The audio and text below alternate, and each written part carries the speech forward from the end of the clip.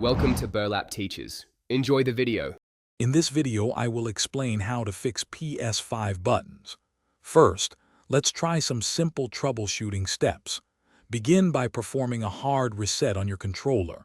Locate the small button on the back and press it for about 5 seconds using a thin tool. Next, ensure your controller has a full charge, as low battery can sometimes cause unexpected glitches. Finally, always check for and install any available updates for both your controller's device software and your console's system software. These initial actions can often resolve minor button issues quickly and easily. If a reset doesn't work, sticky buttons are often caused by dust, debris, or residue. You can start by using compressed air to blow away any loose particles from around the affected buttons.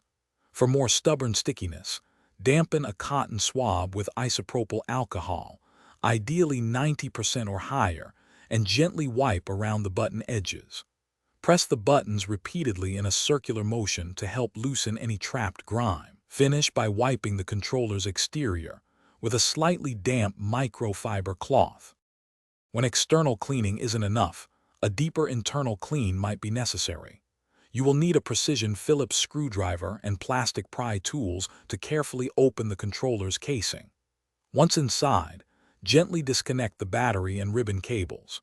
Use isopropyl alcohol and cotton swabs to meticulously clean the rubber membranes and the conductive contact pads beneath the buttons. Inspect these components for any visible damage or tears, as this can impact button responsiveness. Reassemble carefully, ensuring all connections are secure. Sometimes, despite your best efforts, buttons may still not respond correctly. If cleaning the conductive film or rubber pads doesn't resolve the issue, these components can be replaced.